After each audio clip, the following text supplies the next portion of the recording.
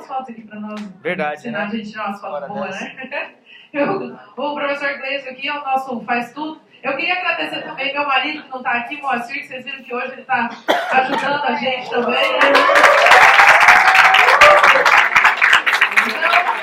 Não estou a fim de divorciar, senão vou ter que pagar pensão. Né? Né? Professor Fabiano é membro de Comissão de Direito de Família da UAB, é membro do IBDFAM, é membro do IAMAT. O IBDFAM é o Instituto Brasileiro de Direito de Família, o IAMAT é o Instituto dos Advogados do Estado de Mato Grosso, Mato Grossense. E, professor Fabiano, a palavra é toda sua. É uma honra recebê-lo. Oi, tudo bem? Estão com fome? Vou tentar ser breve, porque a gente já está quase na hora do almoço. Eu fico muito feliz, professora, com o convite. Eu acho que é um evento de extrema importância. E eu fico muito mais feliz em ver que todos os alunos estão aqui presentes. Ninguém foi embora. E eu acho isso louvável, porque nós precisamos hoje de qualidade. Nós, advogados que trabalhamos aí na lide diária, observamos que preponderantemente precisamos de qualidade. E ainda mais quando nós tratamos de família, ainda mais quando nós tratamos de infância, alimentos ligados aí à infância, aos infantes que precisam aí.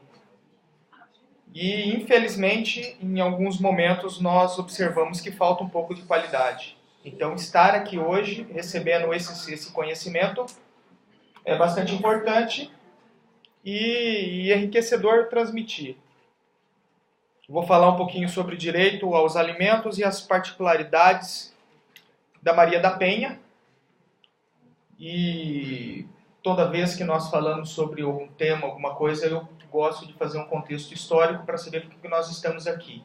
Como que a gente chegou nesse contexto de Maria da Penha. O que é Maria da Penha?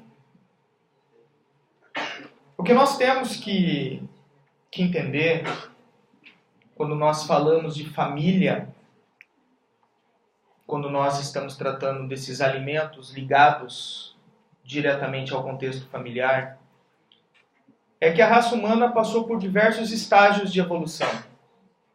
Nós precisamos, de certa forma, entender quais desses estágios foram preponderantes para que nós tivéssemos a edição da Maria da Penha. Vejam vocês que nós vivemos num estado selvagem, nós vivemos dentro de um contexto, isso eu estou falando a coisa de nossos pré-históricos, nós vivíamos em árvores, nós descemos das árvores, nós fomos para as cavernas, nós descobrimos a agricultura, nós passamos a viver em sociedade. E esse contexto de convívio social foi se amoldando ano a ano, tempo a tempo, para termos esta forma de família. Então nós passamos de um estado selvagem, passamos por um estado de barbárie e hoje nós estamos na nossa civilização. O que eu preciso dizer para vocês é que formamos diversas formas, tivemos diversas metodologias aí de convívio familiar, ligados, ora, em poligamia, poliandria e a monogamia. Hoje a nossa sociedade começa até a estabelecer novos conceitos multifamiliares, vamos dizer assim, mas ainda prevalece o contexto monogâmico. E logo vocês vão entender por que eu estou falando isso, o que isso tem a ver com alimentos na Maria da Penha. Então, a evolução adotou a monogamia pelo fato da monogamia garantir que o filho é seu. A monogamia sempre foi muito mais forte para a mulher. Porque dentro de uma família poligâmica havia dúvidas acerca da paternidade. E havendo dúvidas acerca da paternidade, eu tinha dúvidas sobre a quem eu transmito o meu patrimônio. Já nos códigos antigos, babilônicos, dizia que presume-se, sendo filho do casamento. Então, você casado com uma pessoa, casado ali com a mulher, ela presume-se que o filho era seu. Isso aí foi criado, então, o conceito monogâmico, não porque, basicamente, a mulher falou, ele é o meu amor, ele é a minha paixão, e eu quero ele só para mim. Não. O conceito monogâmico vem de uma linha evolutiva, porque a sociedade poligâmica ela não representava tanto sucesso diante de algumas incertezas. Então, a monogamia se fortaleceu nesse contexto. E aí a gente vem andando todo o processo de evolução. A gente passa pelo cristianismo, pela vinda de Jesus. Nós passamos por todo esse contexto de colonização. A Idade Média ela começa a articular a monogamia, aonde o príncipe chega a cavalo. E aí nós começamos a ter algum conceito de amor.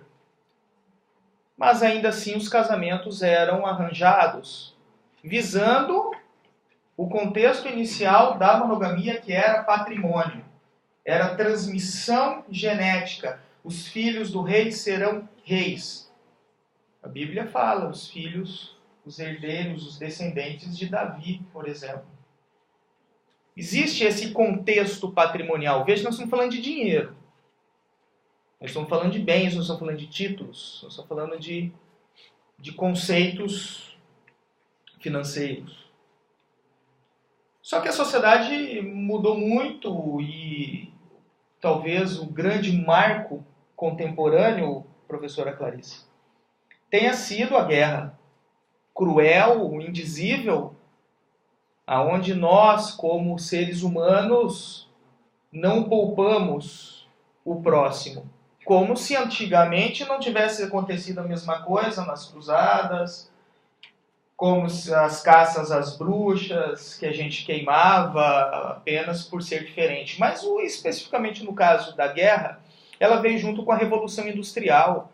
E essa Revolução Industrial fez com que, inevitavelmente, a mulher se comparasse ao homem, porque o homem estava na guerra e a mulher precisava trabalhar. Então, aquela força de trabalho era necessária, vital, e nós começamos a falar, então, de um contexto de igualdade entre homem e mulher. Só que esse discurso de contexto de igualdade foi para atender o mercado. Foi para dizer, mulher, saia de casa, deixe o seu filho e venha trabalhar nas fábricas.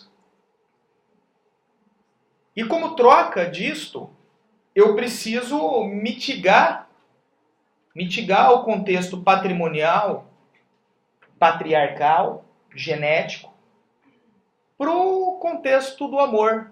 Ora, se eu trabalho, se eu banco, se eu saio cedo e deixo meus filhos com estranhos, eu não quero casar com esse homem. Ele não é o modelo ideal para mim. Ele me agride, ele me distrata. E aí nós passamos a entender e modificar esse contexto da monogamia para o amor. Deixou de ser um contrato por compra e passou a ser mais um acordo de vontade. Então o casamento ele vem com um acordo de vontade. Eu escolho e eu caso. E isso se acelerou muito rápido, porque com o advento da informática, com a computação, nós não temos limite para a informação.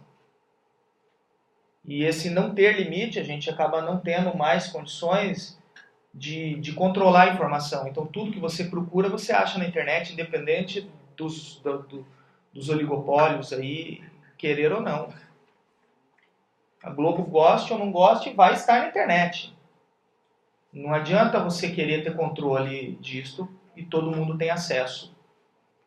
E isso fez, de certa forma, com que a gente pudesse modificar esse contexto do casamento monogâmico para a união estável, para a convivência pelo afeto.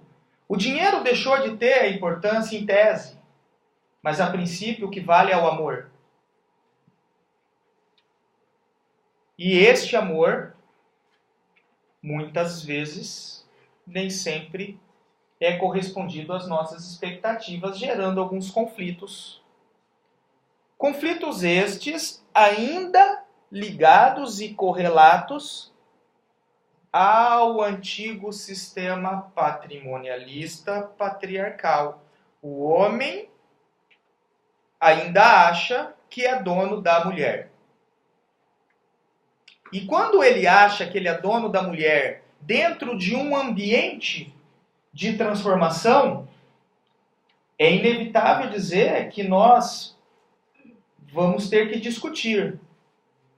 E a discussão nem sempre é pelo caminho só das leis, só das teses jurídicas.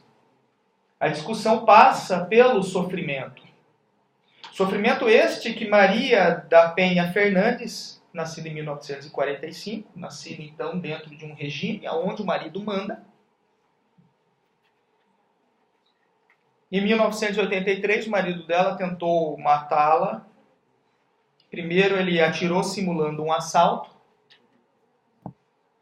Vou matar ela. E depois ele tentou eletrocutá-la. Nas duas vezes ela sobreviveu.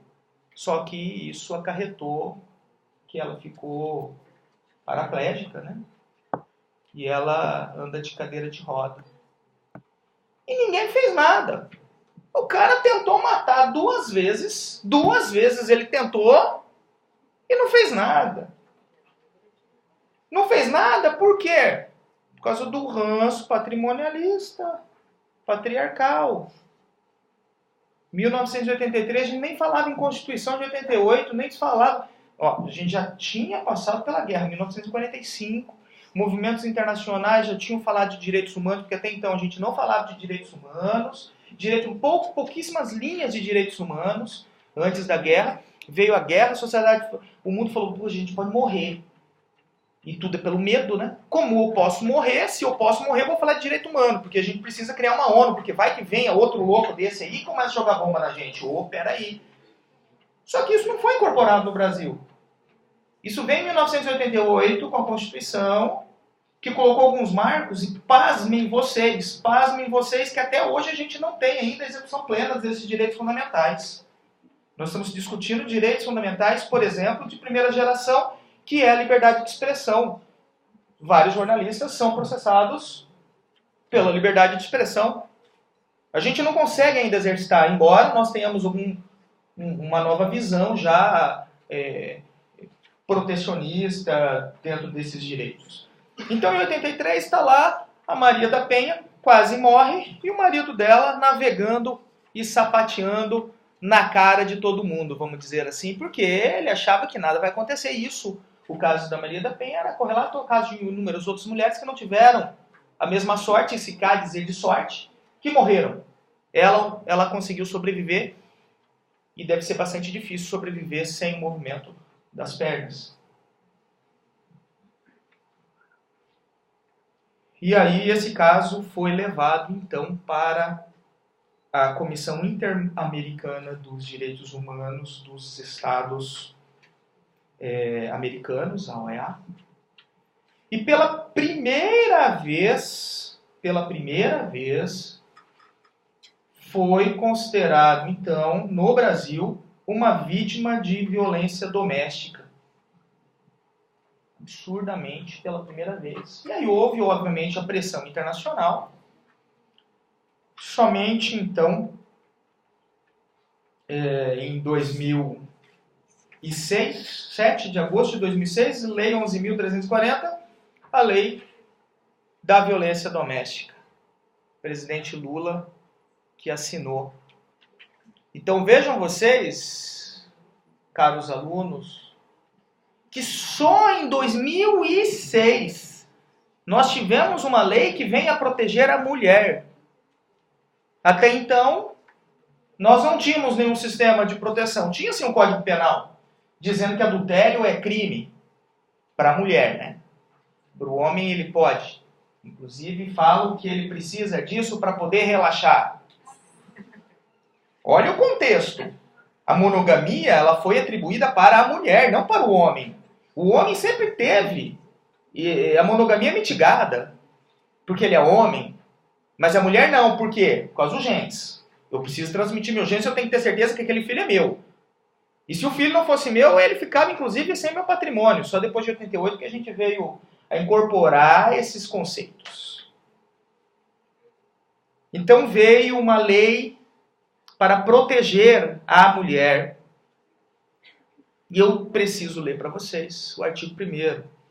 Esta lei cria mecanismos para coibir e prevenir a violência doméstica e familiar contra a mulher. Coibir e prevenir a violência doméstica contra a mulher. Toda mulher, independente de classe, raça, etnia, orientação sexual, renda, cultura ou nível educacional, goza de direitos fundamentais inerentes à pessoa humana. Direitos fundamentais. Veja que os direitos fundamentais, ele é uma gama ampla de direitos. Por isso que eles são divididos em gerações. Direitos fundamentais, vocês alunos estão tendo contato.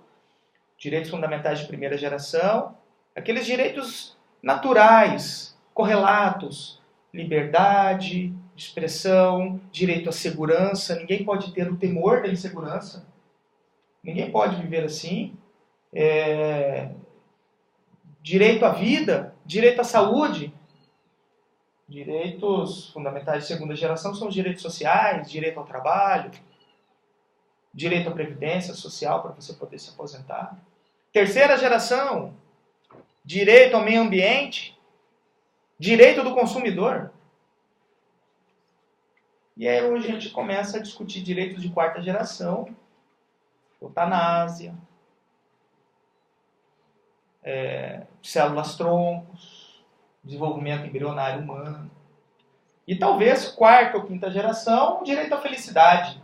Pronto, chegamos num patamar de discussão do direito à felicidade.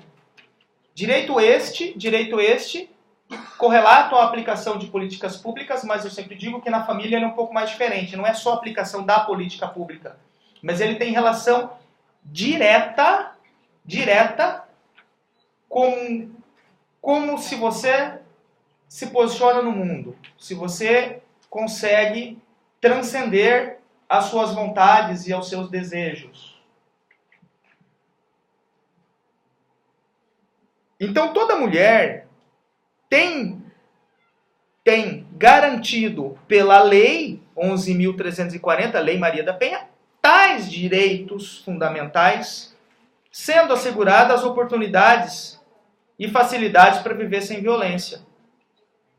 Quando a gente fala de oportunidades e facilidades para viver sem violência, eu fico imaginando a mulher que vive em união estável ou vive sob o manto do matrimônio, do casamento, que escolhe a relação pelo amor.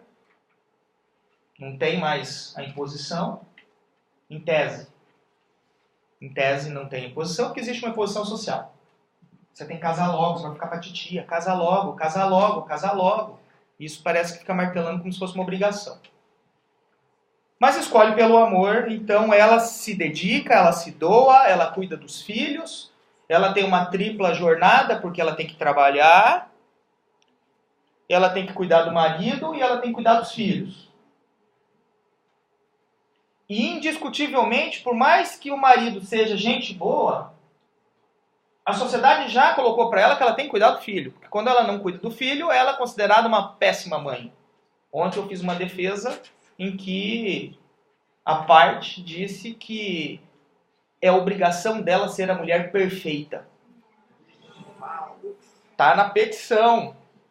Eu dispensei 5 laudas para falar o que é mulher perfeita. E aí a minha revisora mandou eu tirar uma grande parte, porque dificilmente iriam ler tudo que eu escrevi. Aí eu tive que tirar, diminuir para 2 páginas. Mas eu quis falar que a mulher ela não precisa ser perfeita. Ela precisa ser humana. E dentro de todas essas condições, o homem passa a utilizar das violências do artigo 7, que eu faço questão sempre de dizer, porque por mais que está escrito, as mulheres não conseguem ver e visualizar, por força de toda essa educação patrimonialista, que ela sofre a violência psicológica como qualquer conduta que cause dano emocional, diminuindo a sua autoestima, ou que prejudique o pleno desenvolvimento, ou que vise degradar ou controlar as suas ações, comportamentos, crenças, decisões mediante ameaça, constrangimento, humilhação, manipulação, isolamento, vigilância constante, perseguição contumaz, insulto, chantagem, ridicularização, exploração e limitação do direito de ir e vir, ou qualquer outro meio que prejudique a saúde psicológica e a autodeterminação. Eu estou lendo a violência psicológica, a violência psicológica é uma violência oculta. A violência física, ela deixa marca. A violência sexual, ela deixa marca. A violência psicológica deixa marca, mas ninguém quer ver. Então você imagina aquela mulher que está vivendo sobre uma violência psicológica, que ela sabe que se ela voltar para a casa dos pais, ela vai ser tida ou taxada como fracassada. Pode até ser que não. Mas ela tem isso no seu subconsciente que ela fala, eu vou ser taxada como fracassada. Muito embora eu tenha trabalhado numa tripla jornada. Muito embora eu tenha trabalhado de uma maneira talvez não perfeita, mas eu tentei criar os meus filhos, eu venho criando os meus filhos da forma que eu consigo. E ela fala isso, e o marido vem dizendo, não, se você sair daqui de casa, você vai passar fome, porque sou eu que mantenho a casa, eu sou o varão, eu sou o provedor. E essa mulher, ela vai perdendo a cada dia aquele brilho. Ela já não se arruma mais, porque ela não consegue se ver como uma mulher bonita. Ela já não tem mais amizades, porque segundo o marido, as amizades não são adequadas para ela. Ela não é boa gente para você, eu não quero mais ver você andando com aquela pessoa. E existe o medo de passar fome. Que não tem nada a ver, como muitos dizem, se há um interesse, aí ela está preocupada com o dinheiro. Mentira, ela está preocupada em não passar fome. Ela trabalhou, ela lutou, ela pegou chuva. Ela teve que ir lá no dia de trabalho, que o ônibus quebrou, e ela teve que ligar para o patrão para perguntar se podia ir de mototáxi. O patrão falou, vem de mototáxi, desde que você pague a condução. Como que a lei 11.340, a Lei Maria da Penha, pode proteger essa mulher que precisa comer? Então, nós temos alguns mecanismos de proteção que eu preciso ler para vocês, e eu faço isso porque eu gosto de... Fazendo um Ctrl F, veja só. Constatar, artigo 22... Constatada a prática de violência doméstica e familiar contra a mulher, nos termos dessa lei, o juiz poderá aplicar de imediato ao agressor, em conjunto ou separadamente, as medidas protetivas. Então, são várias medidas. A prestação de alimentos provisionais ou provisórios. Então, a lei já estabelece que uma medida que pode ser tomada é a prestação desses alimentos. Então a mulher, ela se sente amparada pela lei de tal forma que ela pode sim pedir alimentos. Alimentos para os filhos, para não deixar meu filho passar fome? Não só. Alimento para você também. Vejam, eu tive a oportunidade de ingressar uma vez com uma ação, a minha cliente descobriu uma traição do marido. O marido foi lavar a roupa dele, encontrou um cheque de uma empresa assinado por uma mulher, da empresa deles, assinado por uma mulher. Quem que é essa pessoa aqui? Não conheço. Aí ela descobriu que o marido transferiu a cota social da empresa para o nome da amante. E obviamente que quando acontece isso, aconteceu a briga, aconteceu a violência doméstica, nós entramos com o processo, e o cara, ele acha que ele é dono, ela estava com uma criança de 1 aninho, tinha 2 filhos, mais 2 filhos, são 3 filhos. Ele deixou a luz dela cortar. Ela não tinha luz em casa. Não tinha luz em casa. Então imaginem vocês o desespero desta mãe que precisa de alimentos. Nós estamos falando de luz, mas a luz é o alimento. Quando nós falamos de alimento, não é só comida. Não é só o ato do almoço, da janta. O alimento, ele compreende, eu acredito que meus colegas devem ter falado aqui antes um pouco sobre isso, que ele é muito mais amplo. Porque os alimentos estão diretamente ligados ao direito fundamental, inclusive da felicidade. Se eu como, se eu consigo me manter, ainda mais energia elétrica, que é um bem necessário e vital. E ele não pagou a conta e foi preciso nós ingressarmos com uma medida protetiva no sentido de que houvesse a fixação desses alimentos provisionais ou provisórios. Muito bem. Esse contexto de alimentos, ele se subdivide dentro da doutrina em 2 momentos. Ou eles são transitórios, prestados por determinado período de tempo, com natureza alimentar. Uma pessoa consegue viver com um salário mínimo? Sim. Sim. Consegue. Está vivendo aí. A gente vê milagre todo dia, né? As pessoas ficam esperando o milagre divino como se fosse Jesus descer. Não, todo dia ele faz milagre. Todo dia ele faz milagre, que é a pessoa viver com salário mínimo. Então, consegue viver. Pois bem, poderíamos fixar alimentos, então, na quantia e no patamar de um salário mínimo? Até sim. Mas aquela mulher, ela vem de um conforto que foi propiciado para ela, o que ela propiciou para ela também, que ela conquistou, que ela ajudou no labor, e ela vai se ver desprovida de tudo isso? Não. Não, porque nós temos também o contexto compensatório que reconhece e restabelece o equilíbrio patrimonial, que pode ser também alimentos compensatórios temporários ou definitivos.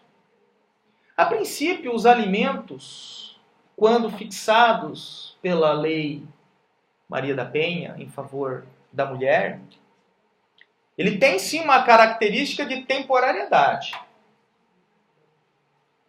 Temporariedade porque ele serve para que a mulher possa se restabelecer e sim procurar o labor e sim procurar meios para a sua própria mantença. Nós não podemos de forma alguma, e isso é muito utilizado pela doutrina, acreditar que o casamento é um mecanismo de pensão vitalícia. Vou casar com ele porque eu vou ter pensão para o resto da vida. Você é jovem, você é apta para o trabalho. E isso não significa que uma senhora com seus 35 nunca trabalhou porque o marido não deixava trabalhar, nunca estudou porque o marido nunca deixou estudar, nunca propiciou meios, mecanismos. Então vai ser colocado alimentos até que ela possa. E isso vocês, caros alunos, precisam articular isso na petição. Isso precisa ser desenvolvido, porque se vocês colocarem apenas sobre a letra da lei, se vocês colocarem apenas segundo o artigo 22 da lei 11.340, são devidos alimentos, vocês não vão conseguir muita coisa. Precisa haver uma fundamentação no sentido de vocês saberem dividir o que é esse alimento transitório, o que é esses alimentos compensatórios e fazer a dialética dentro desse processo. no sentido de demonstrar que aquela mulher, ela precisa disto até que a sua situação se altere. Eu tive a oportunidade de desenvolver 2 teses há uns 3 anos atrás, coincidentemente, a gente tem as teorias das coincidências, no sentido de que uma cliente me contratou para exonerar os alimentos pagos à mulher. Um cliente me contratou para exonerar, ou seja, ele pagava a pensão em virtude do divórcio. Não se fixou o termo final, não se fixou quando ele deveria pagar a pensão. Ele contraiu um novo casamento, um novo filho, e ele falou, olha, ela se formou. Ela formou agora em pedagogia, fez a faculdade, acabou de se formar, inclusive. Eu não aguento mais pagar, tá pesado para mim, eu tenho uma nova família. Ele tem o direito? Claro que tem. O casamento não deu certo. Fixou os alimentos, sim, ela não tinha uma profissão, ela estudou. Então entramos com a exoneração e ficou determinado pelo magistrado, doutora Jaqueline Cheruli, inclusive, que ele iria pagar por mais um ano, que é o tempo necessário para ela se fixar na profissão. E ele exonerou. Na mesma semana, peguei um processo em que o pagador da pensão, lá, ele, funcionário do Senado Federal, queria se exonerar sem motivo aparente. Ele não quer mais pagar a pensão para ela. Minha cliente, 56 anos, viveu a vida inteira, não conseguiu ter uma profissão porque ele não deixava. Ela tentou, inclusive, fazer alguns cursos e ele proibiu ela porque ele era muito ciumento, ele era muito possessivo. Dr. Gil Pérez disse, não, vai pagar até o fim, ela te ajudou, você ser o que você é. Na época, inclusive, que ele estava estudando para passar no concurso, ela estava fazendo bolinho para vender. Ela fazia bolo para vender enquanto ele estava estudando. Agora que ele passou, que o título é dele, é ele, né? Ah, não. Inclusive tinha um agravante que ele usava uma grande parte do salário para o jogo. E ele queria se exonerar. Já pensou a minha cliente sendo exonerada de alimentos? Então isso precisa ser fundamentado e colocado. Os fundamentos, vamos lá, artigo 22, prestação de alimentos. Artigo 23, medidas protetivas de urgência à ofendida. Poderá o juiz, quando necessário, sem prejuízo de outras medidas, determinar o afastamento da ofendida do lar, sem prejuízo dos direitos relativos a bens, guardas e filhos e alimentos. Eu dificilmente peço o afastamento da ofendida do lar. Eu peço o afastamento do ofensor do lar. 20 dias atrás nós tiramos um ofensor do lar. Ele me ligou, me ameaçou no celular. Fiz um boletim de ocorrência, porque eu estou fazendo uma coleção agora, professora, de boletins de ocorrência de ameaça. Né? E nós tiramos o ofensor. Mas, é fixado esses alimentos. A gente não pode, vocês, operadores de direito, a gente também não pode ter um pensamento de que o mundo é lindo. Que tudo no direito vai funcionar do jeito que a gente quer, como se fosse um reloginho. Vejam só. Você tem a ofendida, você vai procurar a delegacia e vai registrar um boletim de ocorrência. O delegado vai reduzir a termo tudo que está ocorrendo e encaminhar ao juiz para o oferecimento das medidas protetivas. Então, qual é a obrigação do delegado? O delegado ele tem que perguntar para você: você precisa de proteção? Você tem mecanismos de subsistir? De onde vem o seu dinheiro? Não, eu não trabalho, estou em casa. Então você vai precisar comer, você vai precisar de alimentos. Ele tem que trazer isso para dentro e encaminhar para o juiz, porque quem defere medida protetiva não é o delegado, é o juiz. Sou contra isso. Eu acho que o delegado tem condições de deferir medida protetiva, porque a medida protetiva ela é temporária, reversível, reversível, a qualquer momento pode ser revertida, e ela tem que ser urgente, cautelar. Mas isso é uma tese minha. Porque até mandar para o juízo, aí ele manda numa sexta-feira, 2h da tarde para o juízo. Gente, não vai. Não vai conseguir naquele dia, e a sua cliente vai ter que passar o final de semana em casa com o agressor, sabendo que ela foi na delegacia porque um vizinho contou. E aí? Como fica? Aí ela chega no teu escritório. Doutor, aconteceu isso. O que eu faço, meu Deus do céu? Eu estou preocupada porque não foi. Aí você vai com toda boa vontade no fórum. Doutor, eu preciso falar com a juíza. Preciso do deferimento. Doutor, ela não pode porque ela está numa palestra, proferindo uma palestra sobre a violência doméstica. Que legal! Mas eu preciso da medida protetiva. Agora, porque senão ela vai morrer. Não sei, velho. O cara que deixa cortar a luz de casa com uma criança de 1 ano, ele é capaz de um monte de coisa. E aí, então, nós temos um novo Código de Processo Civil, caros alunos, com as tutelas de urgência. E nós temos um mecanismo muito interessante, que acabou a cautelar. Né? O próprio procedimento cautelar previsto na Lei 11.340, a priori, ele é regrado pelo Código de Processo Civil, porque diz que aplica-se subsidiariamente as regras do Código de Processo Civil e as regras do Código de Processo Penal. Lembrando a vocês que nós estamos falando de um rito basicamente civil, de algo uma matéria civil dentro do ambiente criminal. Tanto que se vocês forem fazer a consulta processual não dá em Cuiabá civil no fórum, dá em Cuiabá criminal.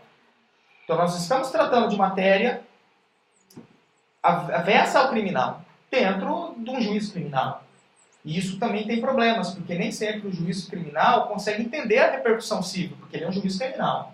Então, o juiz que trabalha na vara de violência doméstica, ele tem que realmente ser um juiz diferenciado, ele tem que ser um juiz que ele conheça realmente todos os institutos, e mais ainda é o operador, mais ainda é o advogado, o defensor, que trabalhe também dentro desse sistema de proteção, porque você, como advogado na área de família, não vai achando que é só fazer petição de alimentos procurando modelo da internet que não vai dar, não. Não vai dar, não. Tá? E aí, nós temos, então, esse procedimento, um novo procedimento bonito, chamado tutela de urgência requerida em caráter antecedente. Ele é um procedimento previsto no artigo 303 do CPC. Eu vou trazer aqui o 303. No caso em que a urgência for contemporânea à propositura da ação, a petição inicial pode limitar-se ao requerimento da tutela antecipada e a indicação de pedido de tutela final com exposição da lide. O que é isso aqui, gente? É urgente ou não é? Ela precisa de comer ou não precisa de comer? Precisa. Tem que ser rápido, tem que ser breve, tem que ser imediato. Você já fez um boletim de ocorrência e aquele delegado até agora não mandou para a juíza. Inclusive, vi na internet ontem, que a gente sempre está vendo tudo acontecendo, foi pedir a medida protetiva, o delegado perguntou se ela não tinha uma escada em casa, se ela não tinha caído na escada, porque é normal aparecer mulheres que caem da escada. E o olho da mulher desse tamanho, tá? Acho que saiu no G1, né? O delegado não tem que perguntar nada. Me desculpa, o procedimento, Vossa Excelência, doutor delegado, ilustríssimo, não fez concurso para juiz e, infelizmente, você não tem competência. E quando não é competência, porque a gente fala não tem competência estatal, ele não tem jurisdição, ele para decidir nada. Ele tem que deferir, ele tem que encaminhar. Quem defere é o juiz. Mas se você encontrou esse problema aí, o que você vai fazer? Procedimentozinho de tutela antecipada requerida em caráter antecedente interposta no plantão. Por que no plantão? Por que no plantão? Porque se você protocolar isso às 18 horas e 59 minutos, isso aí só vai ser processado daqui 5 a 10 dias. Esquece. Porque foi protocolado dentro do horário. Então o que você vai fazer? Quem é o juiz de plantão? Passando dica aqui. É para vocês, para dividir com vocês isso aqui. Liga, quem é o juiz de plantão hoje? É o doutor fulano de tal. Chega no cartório e fala, doutor, eu vou interpor hoje à noite uma tutela antecipada requerida em caráter antecedente. Vou interpor no plantão porque a medida é urgente. Vou pedir gentilmente a Vossa Excelência que faça a análise. Você já está avisando o juiz para ele preparar o assessor para deixar pronto. Senão ele vai ter que deixar em casa. Chega para a gestora, você avisa a gestora, fala, a gente vai interpor hoje, tá? Quando for 19h10, 19 fecha, você protocola. O juiz, ele vai ter que analisar na hora o teu pedido. E ele não pode indeferir o seu pedido sem te dar chance de emendar. Porque este procedimento requerido em caráter antecedente, o legal dele é o seguinte, o juiz, ele não pode indeferir o procedimento sem te dar 5 dias. Porque ele vai falar, olha, você não provou as ameaças, a suposta agressão, então eu vislumbro que não há o perigo da demora. A priori não provou. E realmente, na hora que foi juntar o documento, você esqueceu, porque você estava numa pressa danada, você esqueceu de juntar. Não tem problema, excelência, eu vou fazer a juntada agora. Você tem 5 dias, ele não pode indeferir. Porque se ele indefere, você perdeu a sua oportunidade. Aí você vai ter que entrar com recurso. Pô, esquece. Ah, morreu. Isso aí também é usado muito em saúde. Quando eu falei morreu, porque a gente usa isso nos procedimentos envoltos à saúde. Que é precisar de um leito de UTI. Na quinta-feira, leito de UTI. Não, não protocola, vamos deixar no plantão, a gente faz isso aí agora, aí, no final de semana. Uma estratégia que você tem que usar. Então você vai ter essa tutela do Estado. O Estado vai deferir, o oficial de justiça de plantão já vai intimar. E ele intima, aí que tá. Agora nós temos o macete, gente. Vejam vocês que nós temos no Código de Processo Civil, família, das ações de família, tá? Deixa eu só achar o artigo 303 das ações de família. O que ações de família fala? Ações de família. De família. O que ele fala? Os procedimentos de alimentos vai ser regido, a princípio, pela lei especial. Cara, o novo Código de Processo Civil resgatou de forma plena a vigência de uma lei de 1968. Trouxe a lei 5.478 de 1968, que é a ação de alimentos que tem um rito próprio. Então, quando você entra fazendo esse requerimento ordinário da medida protetiva, que o juiz vai fixar, o que ele vai ver? É alimento? É. Então ela vai ter um rito próprio. Qual que é o rito próprio? Defiro os alimentos provisórios, que é aquele alimento de cognição sumária. O que é isso, cognição sumária? Significa que eu, no máximo, vou pegar o processo e fazer assim, ó. Pronto, não, realmente tem que dar o alimento. Eu não preciso de mais provas, eu não preciso quebrar sigilo bancário, eu não preciso abrir a conta corrente e sequer perguntar para a vizinha para mostrar que o seu marido comprou uma Hilux nova. Não dá. Ele vai falar, em tese de cognição sumária, fixo alimentos em R$ 3.800. Situação de vida que você vai provar dentro da ação. Você não vai fazer uma ação básica pedindo alimentos. Você vai falar, doutor, a minha cliente vive bem, ela mora em condomínio fechado, ela tem uma condição social e ela precisa, olha lá, os alimentos compensatórios. A gente tem que manter o nível, a gente tem que manter o equilíbrio. Aí Jesus fala, não, realmente, você está pedindo 15 mil, mas 15 mil a gente vai ter que entrar numa cognição mais profunda, então eu vou fixar em R$ 3.500. Você não gostou, você agrava. Tá? Então ele vai fazer isso e vai determinar a audiência de conciliação, instrução e julgamento. E aí você, advogado que não veio aqui hoje, o advogado que não veio na palestra hoje, que não foi lá na lei de 1968 e achou que alimentos era uma coisa genérica, você vai virar para o seu cliente e vai falar, não, vai para a audiência de conciliação, tem mais 15 dias úteis para fazer a defesa. Chega lá e o juiz fala, então tá, então me dá aí a contestação. Você fala, eu não fiz. Então tá, você não fez, quer apresentar oral? Não. Cadê as testemunhas? Não trouxe. Perdeu, mané. Perdeu. Por quê? Porque o rito adotado foi o rito da lei de alimentos. E você estava olhando lá para o CPC. Você estava olhando para o CPC, do rito do CPC.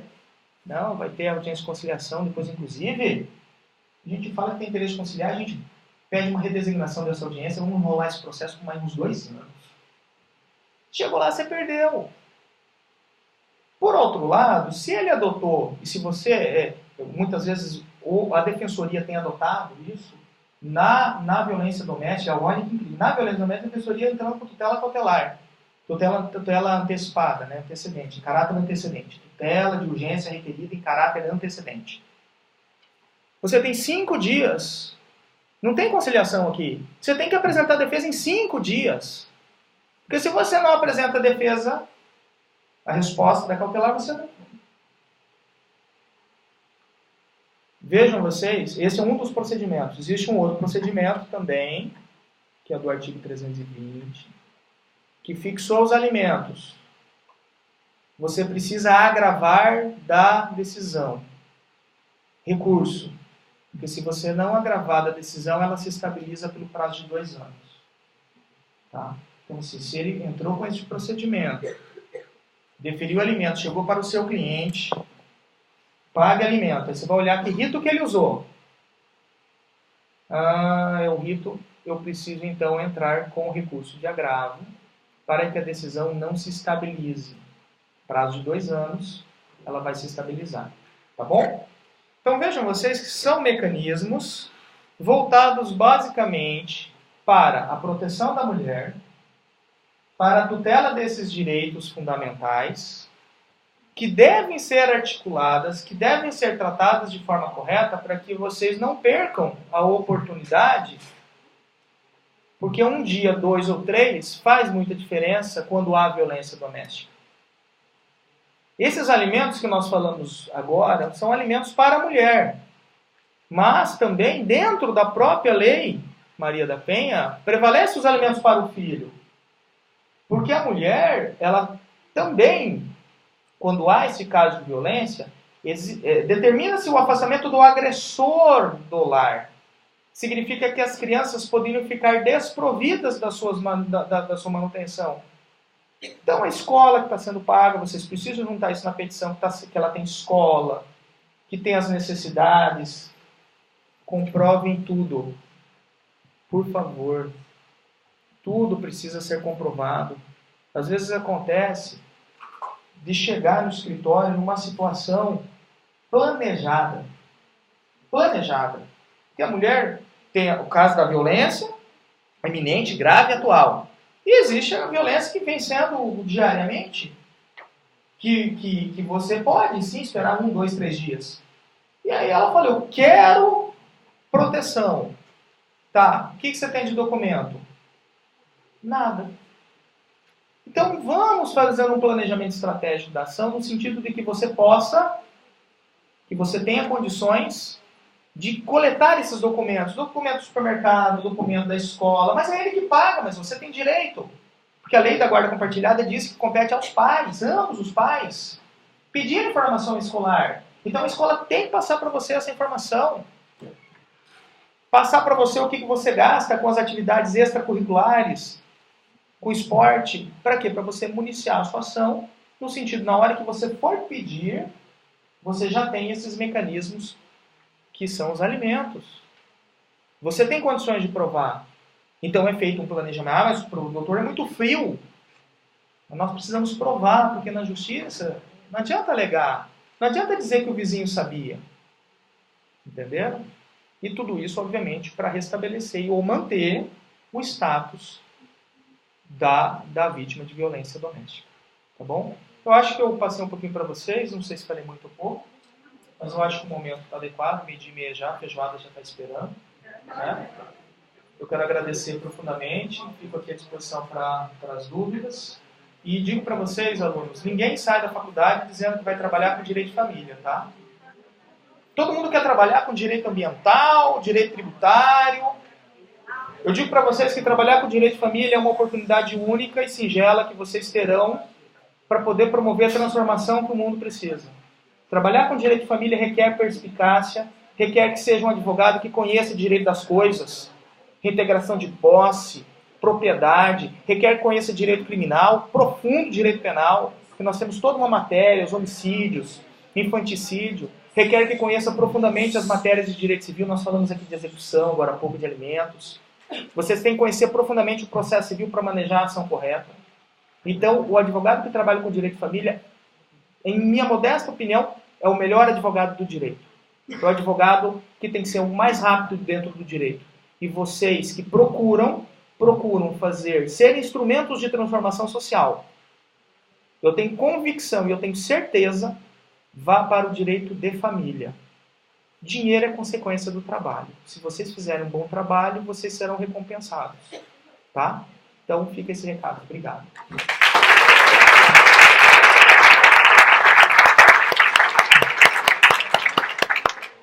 Professor Fabiano, muito obrigado pelas suas palavras. E eu queria entregar para o senhor uma lembrancinha do nosso evento. Aí, ó, maravilha. Tirar uma foto. Obrigado.